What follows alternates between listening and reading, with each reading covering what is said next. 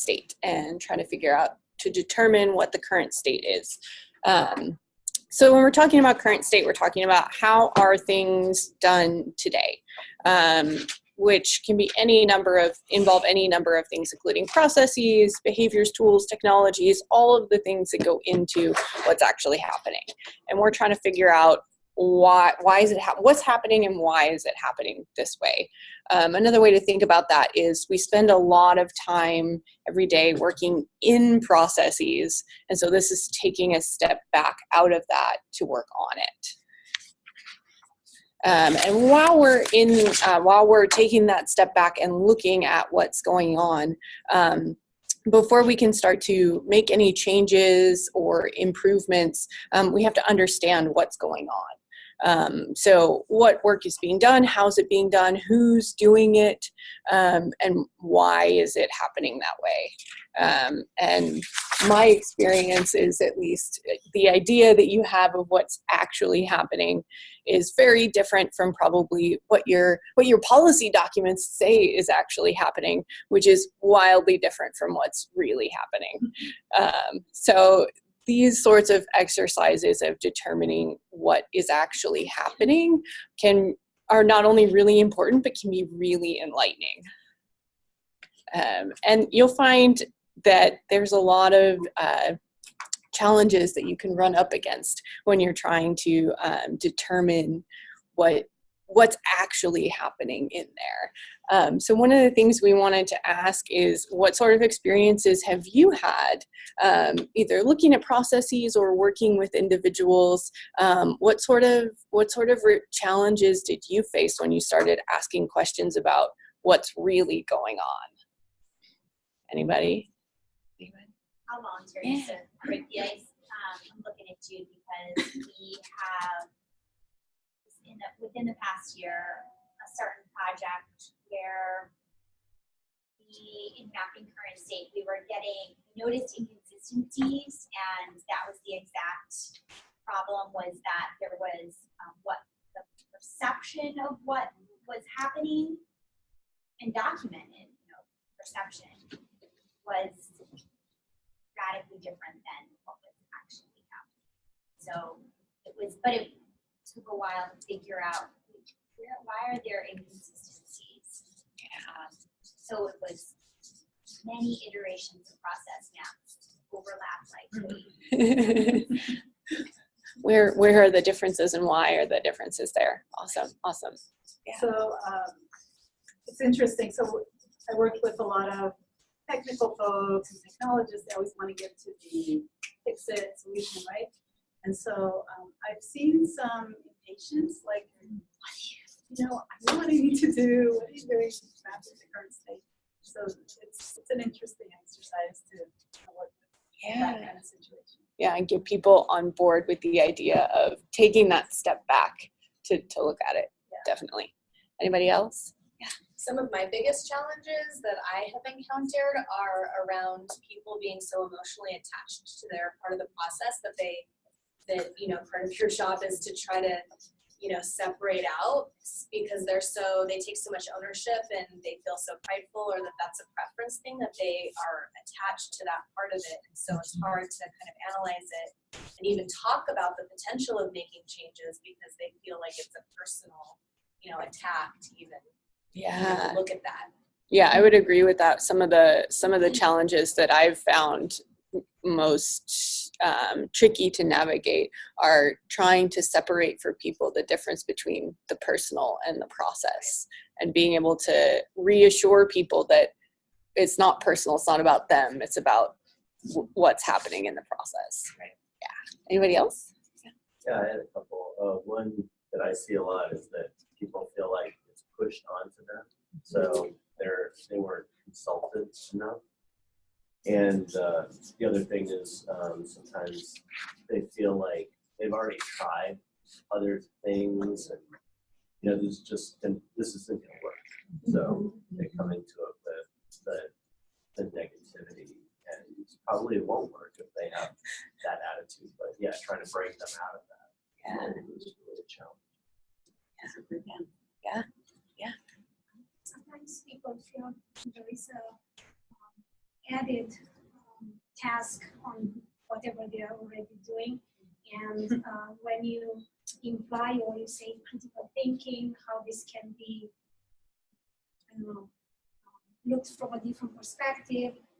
Also, terrible, it has always been done this way. So the lack of succession planning and, oh, that's how I've been trained. There is not someone to oversee the process. Challenges. Yeah. Those are all Thought of great. another one too, when in mapping current state where somebody offhandedly says, well, that's a policy, and you drill down and you're like, whose policy? Yeah. Where is it written? It's just, this is a policy, and doing research and drilling down, it's not really a policy, right? Mhm. It just was, I don't know, actually, we just thought that was a good idea. Yeah, at some point somebody decided that that was how it was done, and over time the idea evolved that it has to be done that way even though it doesn't. I think one thing I've run into in the past is there are certain things that can be done a number of different ways, and different ways are relatively similar in terms of their costs and benefits. And you have a population of people who sort of gravitated to this way or that way, and they recognize that there's a value that everybody does it the same way. It's kind of driving on the right side of the road and the left side of the road. But they also have a real desire to have the other people change, not themselves change. And so they engage in sort of fake discussions where they're strategically trying to act like there's a really good reason to do it on the left side of the road versus the right side of the road. When really what they're trying to do is preserve it the way they want it. They want it. And so trying to get the conversation to focus on what are the real issues, and just recognize there are going to be some where it's kind of a coin flip, and mediating those kind of coin flip situations, I think, is very tricky. That you have certainly a lot of morale problems if a senior person just says, well, we're going to do it that way because I do it that way. And yet it's kind of odd to literally flip a coin and say, it sort of doesn't matter one way or the other. So I think meeting those challenges where you really have a strong reason to want everybody to do it the same way, whether it's training or et cetera, but there's no really objective way to choose between several different options. I think that just nails the challenge. The objectiveness in that. Yeah. Feels like an agenda. I have a couple that came to mind. I think this part can go forever. It's actually good. So one challenge has been, if it's not documented anywhere, it's in people's minds. So the right person's not in the room, like you can never map out the whole flow because that person has a piece of it in their mind. So that's so then that leads to guesswork or whatever. So that's one challenge. And then the other has been with whoever's facilitating the discussion. If they don't have the right kind of soft skills, it feels very, people get offended. Like it's their baby, it's their process, and you're poking up at it. So that's very important too. I've seen like people shut down.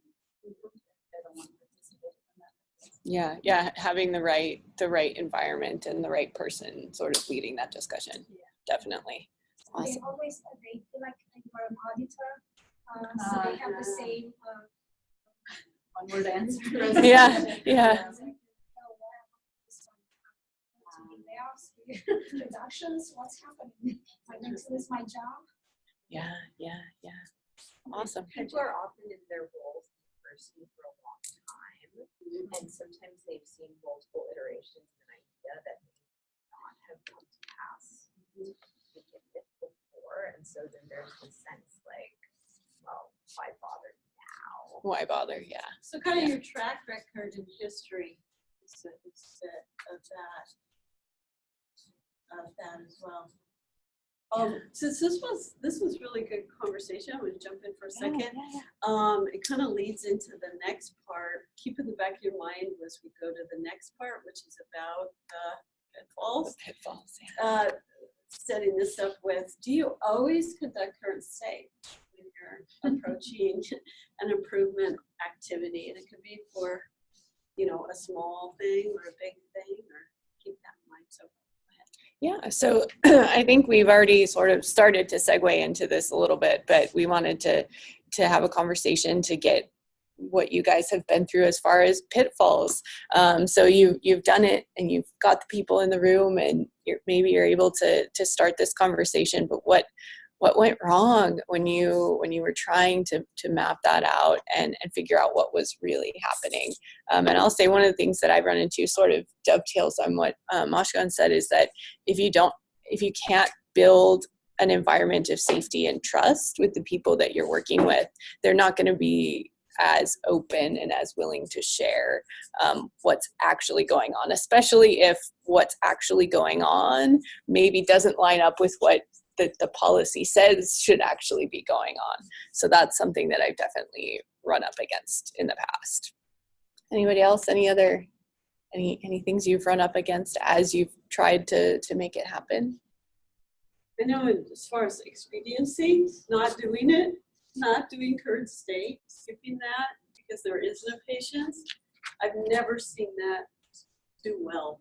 There's always rework, re-engineering, there's all sorts of things, varying levels, but it does happen.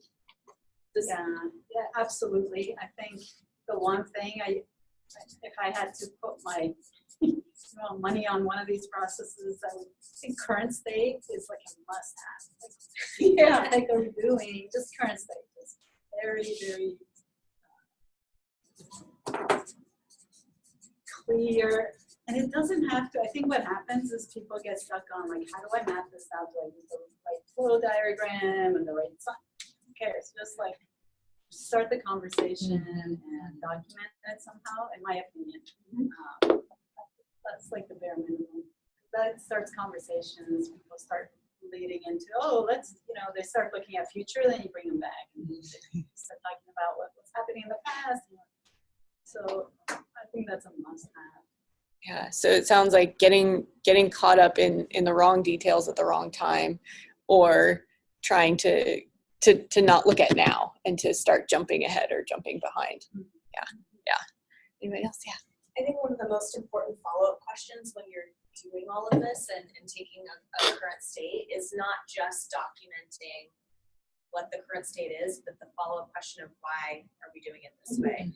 Because if you just, going back to the policy thing, and that comes up not even just with policy related things, but okay, so we're doing this. Why are we doing this? What's the history of where that is? Because when you dig deeper, that really guides what improvements you can make and how later on down the road. And if you don't know why things are the way they are, then I think you're limited in how you can improve things. Yeah. You have something? Yeah. I was just going to say for pitfalls that smushing things into one box, right? Smushing things into one step. So, and then I communicate, and then they reply, and you're like, oh, say communicate to send the carrier pigeon, or waiting for the pigeon to come back. But you see sometimes with just because it's so natural to people, they're like, well, then after I look this up, I do that. Like, you need to look up that information. Where are you going? What are you doing? And then I've seen some process maps where the boxes are really big, and they're like, and then they communicate, and then the person replies, and then they're just you have to break that down so that you can realize the process. Smushing. Smushing. Okay. Official pitfall. Yeah. Yeah. So one of the things that I've seen is for not doing the current state is as we continue to move forward, we find the pitfall, and then when we find the pitfall, it's like, oh no, we got to spend time doing this, and then there's like, oh no, but this has already been developed, and we have to figure out how it's going to fit into this because it wasn't what, or the right people were not involved in the current state. It's kind of interesting. Trying to sort of shoehorn a solution in when you didn't finish looking at the full picture. Right. Yeah. Right. Yeah, definitely.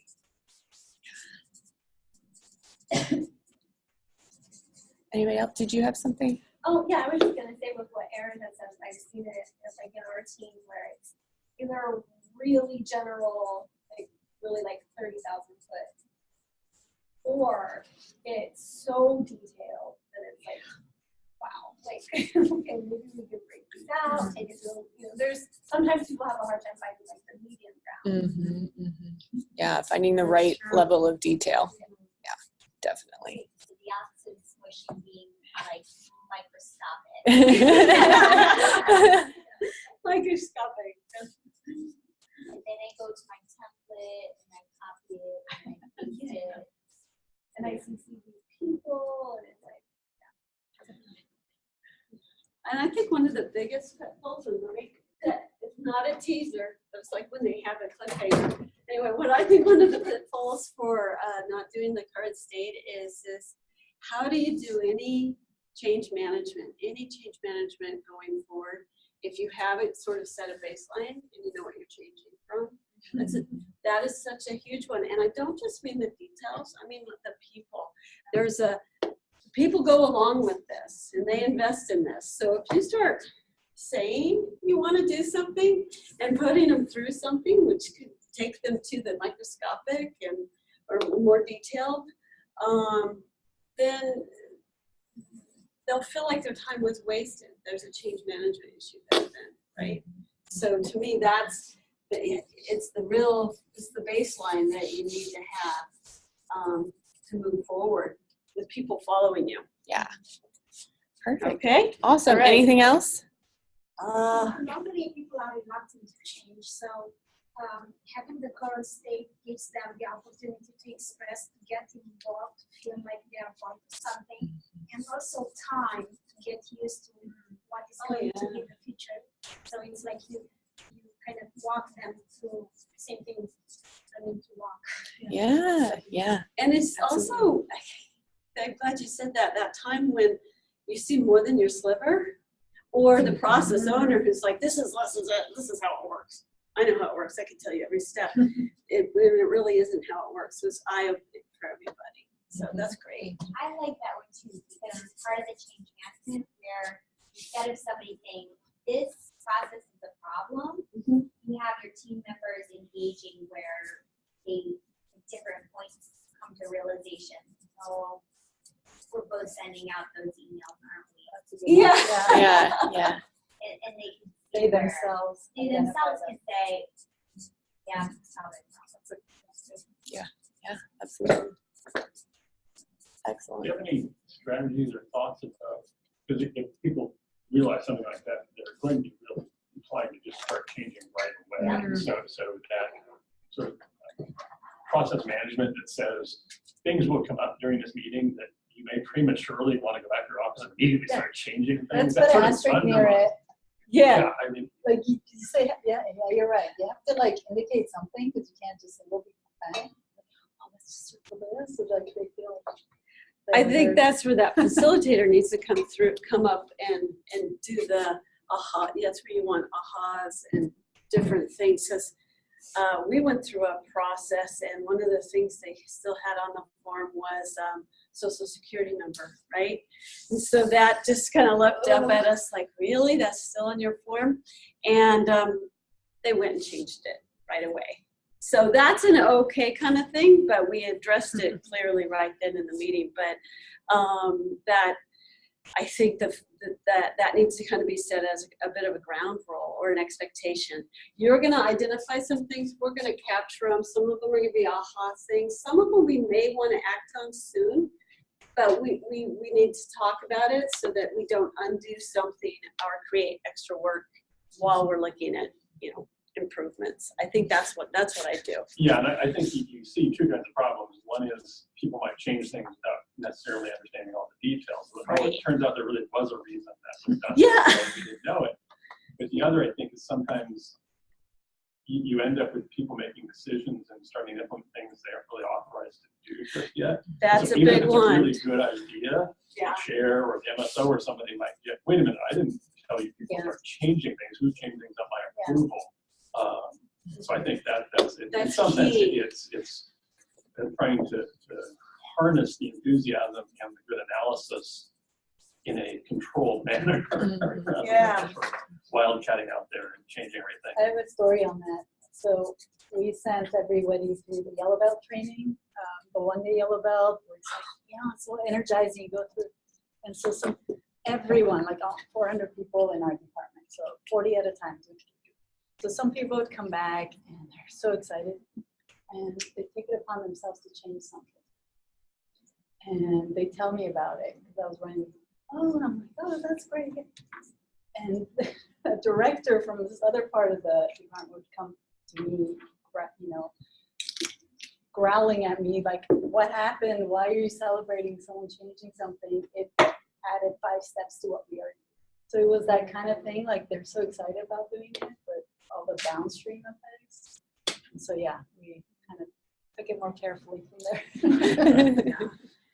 That's true. Awesome. Anything else?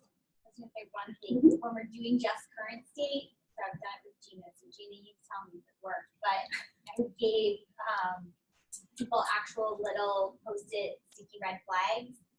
So they're like, and you're like, stop, don't try to change it just yet, or write down your ideas and then physically go up and put a flag there. I don't know, helps, not helps, helps. Yeah. If you can retain that thought for later, or read your notes and understand what you were talking about, yes, it helps. Because at the time you're like, I see it, it's so wrong. Like let's just jump on it, let's address it. And then it's like, no, like okay, bring it back to scope of like, what are we trying to do now? Finish the current state. Yeah, so it is helpful to do the red flag. Nice. I like it. All right, so next thing, we've already kind of started talking about some of these things here, the tools and best practices that we're gonna use to capture this. Everything from opinions and different documentation and doing a process walk, or then doing value stream mapping or process mapping. So there's lots of different tools that you can use to capture this. Keeping in mind that your goals throughout are understanding how the process is working, studying it to look for those places where maybe things can be improved. You can also, once you understand better what's actually happening, then you'll be able to communicate that better to others. Just having that documentation, I found, can also be super helpful. I have a lot of processes that are sort of in my wheelhouse where there is no documentation at all for them. And so as I gather information and work with the teams to document them, it's just sort of eye-opening for everyone. Like, oh, okay, I see how this fits in with this, that fits in with this, and I understand better why I can't do this here and all of that. And as we're working on that, some of the best practices too that we want to keep in mind is setting and managing expectations with the team, being really clear in your communication, being respectful, trying really hard for you and your team to be really objective. Like we've talked about, it's always about the process, it's never about the people. So not blaming people and listening to people, building that safety and trust, and being willing to learn too. All right. So we can skip that because we did that already. Oh, and Lynn's up. All right. So, of course, this is my favorite because I have a lot of them. So, anyway. but really, I called it opinions because it really is even when it's documented, there's something that really happens, and then there's what we say happens. And in a very mature organization, mature process, those things the gap is pretty small. But for most of the world, we have a pretty wide gap, and people usually know primarily their piece of something. So it's their perspective, and you can get this information from people, from a process, the people involved in the process, the people who use the process, and the people who are even maybe just sponsoring and stakeholdering the process. Their perceptions are really important too. There's the one of, this is how we're doing. If you take 3 or 4 people, an end user, a process actor, a process owner, and a stakeholder, all with very different roles, then you can have someone well over here saying, we're doing really well, we have this dialed in, we have only a couple resources on it, and we get X number of those forms completed in X number of time. And you can have the customer over here saying, this is so confusing. Yeah, evidently it was done. They were waiting on me. I lost 2 valuable weeks because I didn't see the email. And then you have everybody in between where the process actor's like, I don't know if I'm supposed to be doing this. To the other person, the process owner, saying, it's perfectly clear for everyone. So you have people across the spectrum, and their opinions and perspectives are really important. Do it formally, informally. So you could do surveys, have casual conversations. You can conduct things that we'll see in other tools, such as observations. But talking to people directly and face-to-face as much as possible is always a good thing. I, in one of my graduate programs, did folklore, which is fascinating, and there is an actual science to that a little bit, in the sense that there is a formality, and I think people like the respect of being contacted in advance, and then a quick follow-up, and before you, like if you've ever seen someone interview or you've done it yourself, say, do you mind if I write down your responses, or do you mind if I write down questions as we're proceeding? This interaction of we need to stay on the same page, but we're going to be very respectful. If you set the stage that way, it's interesting. You start to build that trust and everything that Sarah talked about. So the next one, my second favorite, is documentation. I love documentation, and most things are documented. Really, they really are. And if they are, it's a careful balance. There are people that would love things really documented, but it has to be perfectly in the middle of the teeter-totter. You don't want to over-document it. You can also get yourself in trouble with over-documenting if you know anything about kind of the legal implications of certain things. But so you need to be kind of just the right amount for your people to be able to execute, to match your policy, and your customers and clients to succeed. And but this is one area where you're going to probably have to pull together a lot of resources, and it's everything. Hi. It could be if you need to do something, feel free. That's fine. Oh, thank you very much. I was wondering, it's kind of going funny. From a this you could look to policy, look to old, if you have a process associated with like Senate actions, go back to Senate meeting notes. You could go back and do kind of an archaeological dig, if you will, to try to reconstruct some of the history, what informed the decisions that went into this process. It also, that level of digging depends on the type of process. You're not going to do that for a lot of things, but if you're doing something really, that does have a lot of policy around it, possibly academic personnel, it could be anything, you're going to want to go back and make sure you have a pretty good understanding of the decision makers. And also, remember your documentation and what you're doing with current state should also be part of your justification for whatever you're going to do next, right?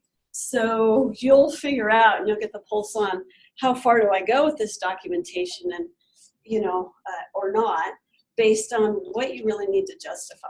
So if it's kind of something more in your area, you have a lot of control over it, maybe not as much of the documentation and digging with that. So I think I would also err on the side of being very precise about the source of the documentation. Footnotes or something, and that I've seen any number of things where somebody cut and pasted something in there, but you can't figure out where it came from exactly. So you end up chasing it down. Whereas if it's like, this is from PPM whatever, or this is an email from such and such on this date, and here is the details on it. That's where I go overboard on documentation, is to be as precise as possible about anything. Right. There should be a traceability to this. So, and even in good practice, have your citations be consistent with citing. You also want to have keep some things, might need to be kept more private, but you're doing it like budget actuals and things like that, or salaries and different things that are associated with the process, or all sorts of things. But that traceability is, thank you, Jude, for bringing that up, because it's you're going to rely on that. So, okay, documentation. Okay, we do have an activity, and Monique, bless her heart, she came up with the activity, and then is unable to be here today. We're just going to take like 5 to 10 minutes. What the activity is to rank. There's a number of current state activities in a general sense, and we want you to kind of rank. Water fingers on my part. Rank them in the flow order, 1 through 10. Thank you. That's good. Thank you. So I put on my Monique hat here.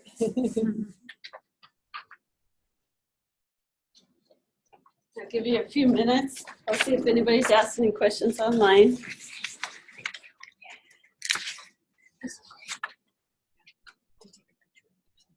Yeah, and I'm gonna do the notes. I'll take them home and we'll send out an email.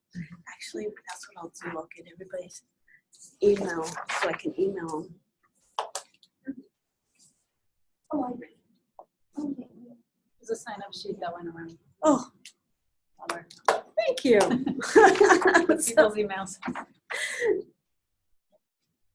I will hunt that down. Thank you.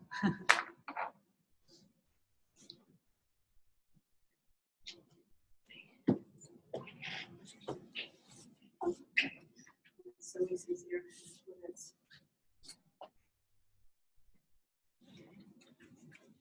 Yeah.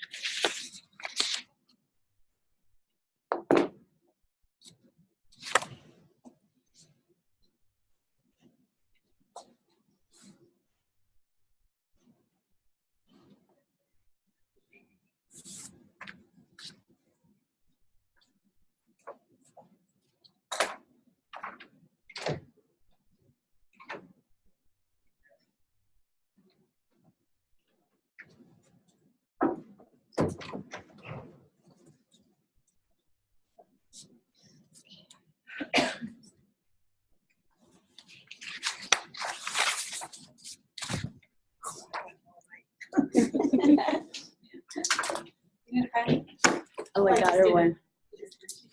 Thank you.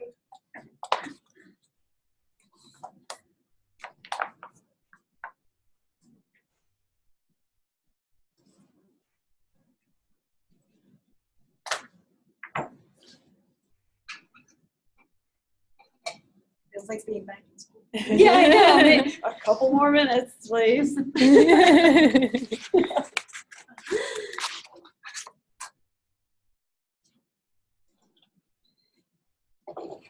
general, I'm gonna get a picture for the There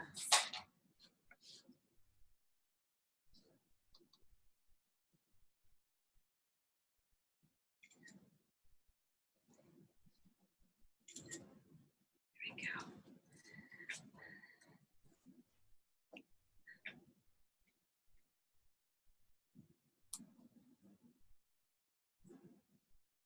Is it okay to go on? Okay, so one thing about this activity is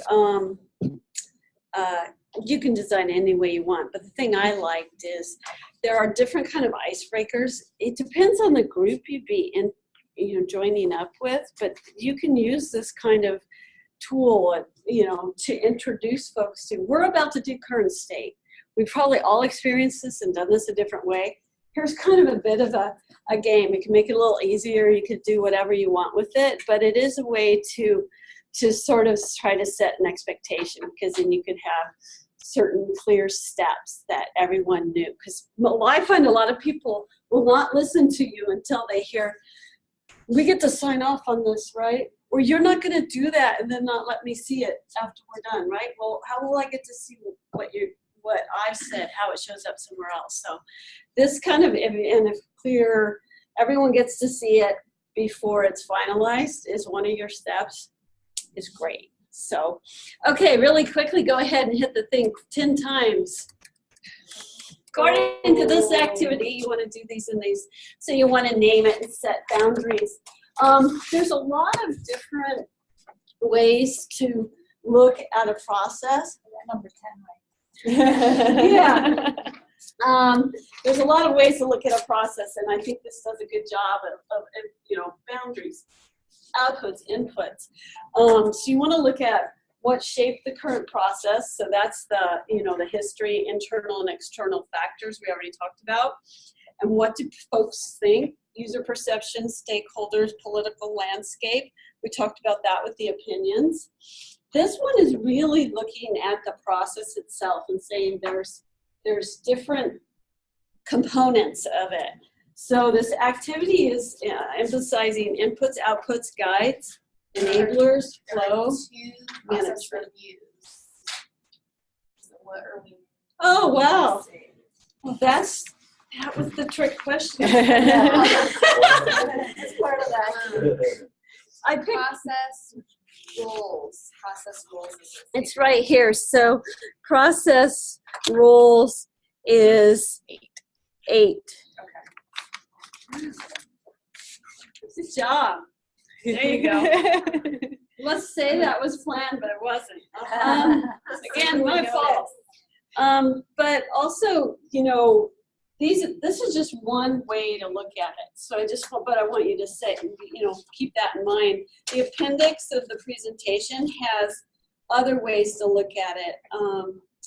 Upstream, which also include upstream and downstream processes, behaviors, tools, technology, organizational structure. This has roles, process roles, but there's also job roles, kind of different sometimes. So I just wanted to emphasize how that all, and then I show them how it kind of all comes together.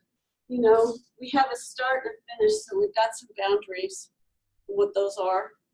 And then we've got these inputs and outputs, and Sarah will talk about it later, but your SciPoc activity for them is going to make a whole lot more sense if you do this. So I like the activity. We had to go through it, but I like the activity because it's a way you could also work with others. So, all right, moving forward, I want to make sure I keep you on time. It's 11:47. The Gemba. So has everyone here conducted Gemba walks? Has everyone done that? No. Okay, so this to me is a little bit like I think I can set it with current state. It's a must-have. This is actually a very effective thing to do, but you really need to facilitate it. You need to have set expectations, and most processes have points of contention or friction points and things with people in particular. So this has to be a facilitated activity. Literally, it's go and see, ask why. You need to stay objective. You want to respect everyone in the process, right? You don't want to change anything. If you ask why, it's just to gain knowledge or clarification, not necessarily to challenge them. There's no blame, so you have to create that safety and trust. You can do this in different ways. For most of us, it doesn't make sense to, you're at the Price Center. Now we're heading all the way over to REMAC. Now we're walking all the way over to the Med Center. And so you're probably not going to do that real well. I'm gonna fall too. But what you can do is you can bring people in the room and kind of do a tabletop like you might do with DR activities and other things. So tables, I think a tabletop activity works fine. You can have people remote and you can create a picture of it. You can work off the current picture, but I'm kind of concerned if you start with a process map that everyone starts to answer to that and stop saying what they really do. It is nice for certain sort of processes if you can go there, and this is where Sarah works, and we actually see what she does. She may be reaching over here, walking over there. So there's a lot to be gained to actually going and seeing people do it in their physical space. How much time they're saying they're doing something when they're interrupted constantly, because her job actually requires, by the second ring, I have to pick up the phone.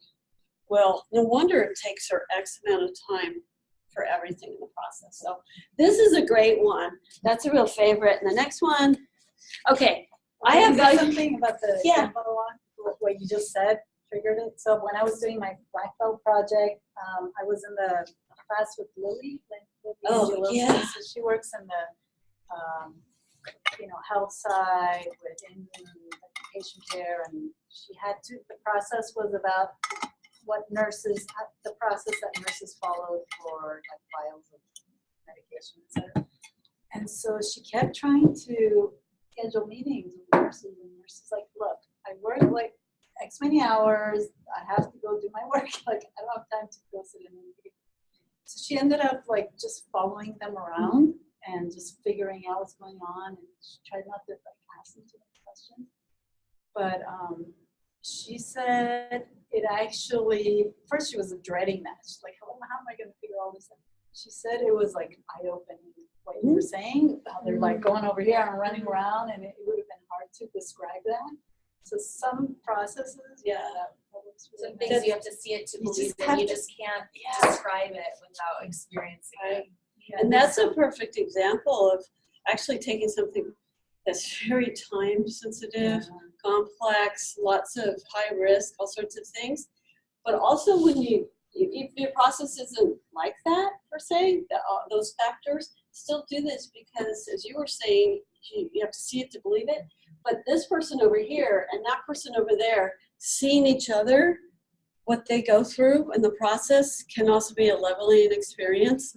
Like, oh, I didn't know you were actually doing that. I just thought you were wasting everybody's time. That's why you have to facilitate it, but it's a little bit of that. So thank you.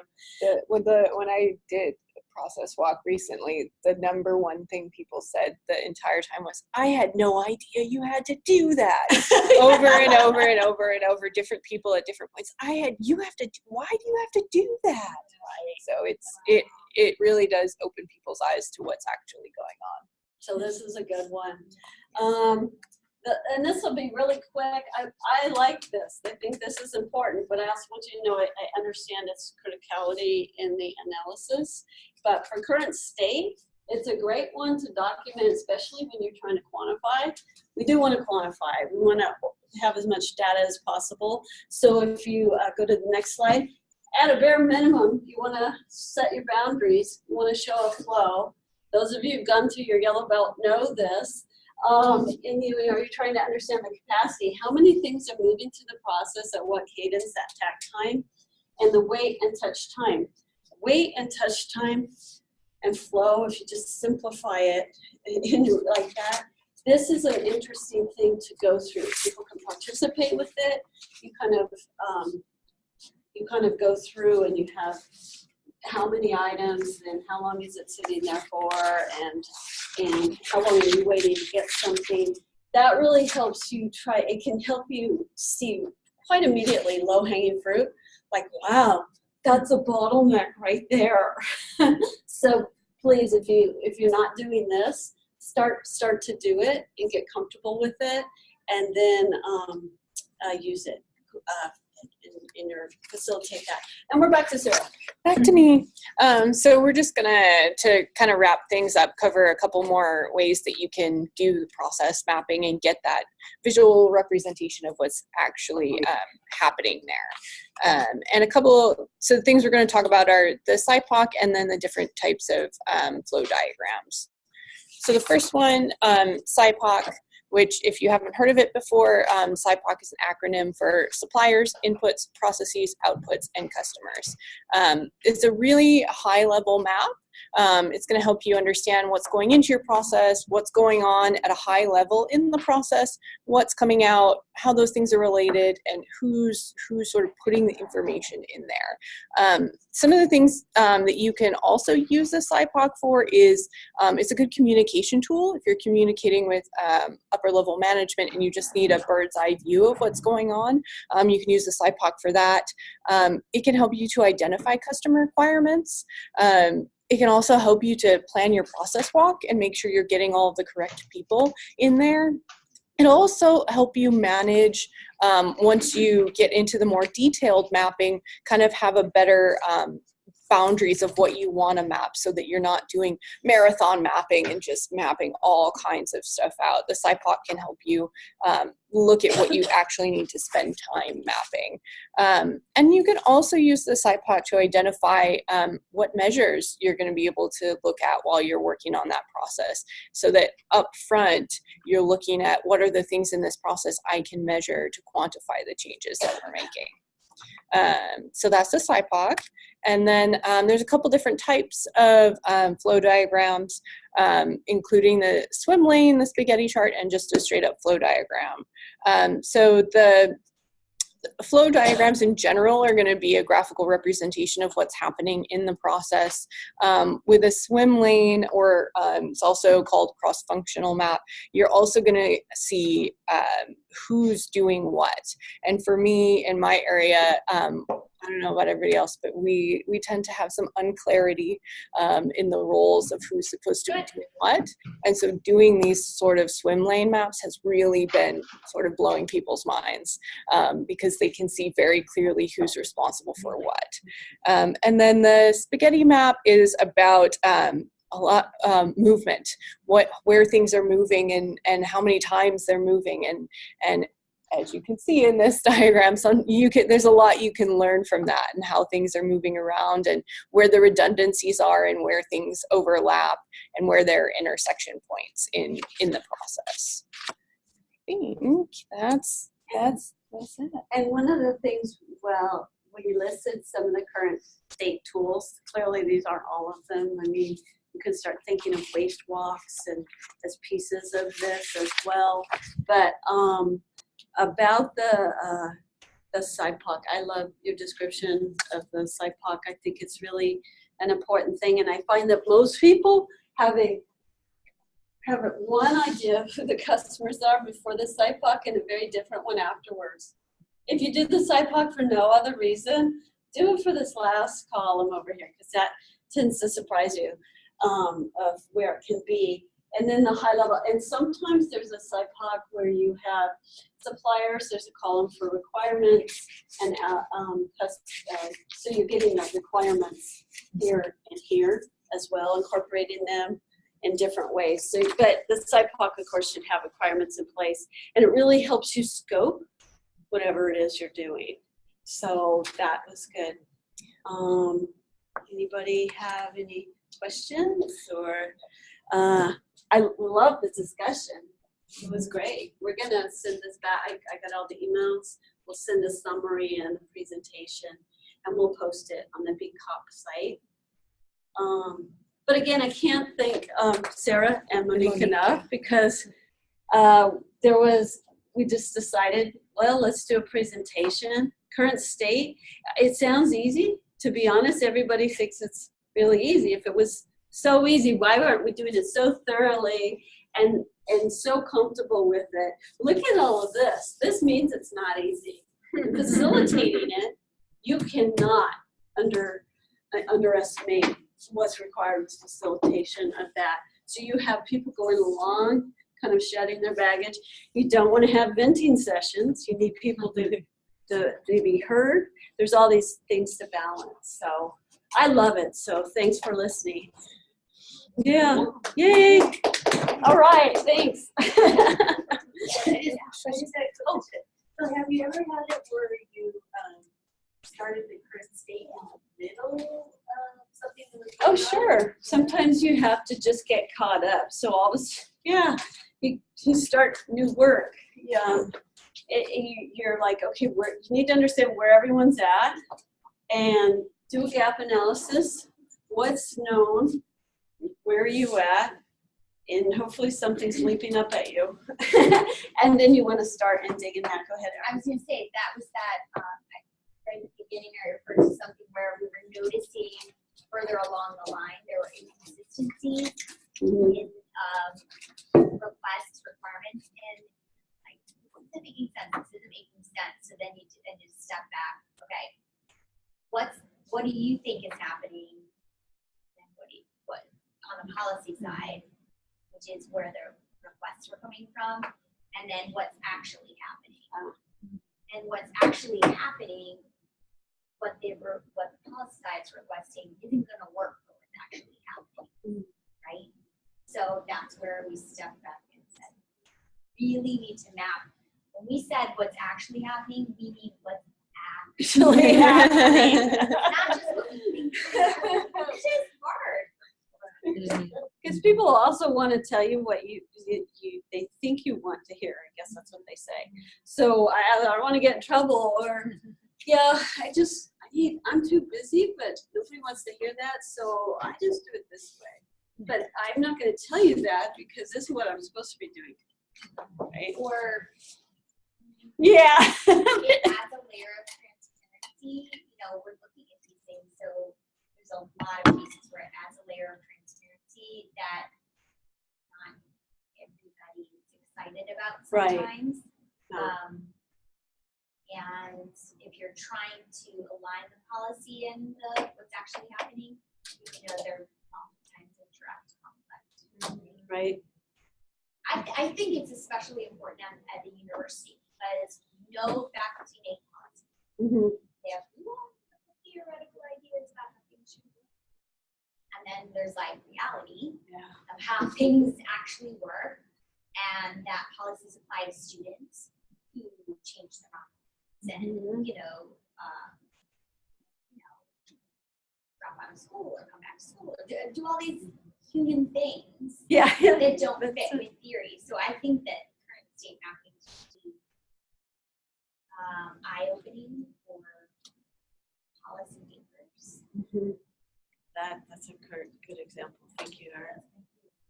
And you know, the word policy came up a lot in our discussion here in different ways. And I just want to throw in, because I've been working with our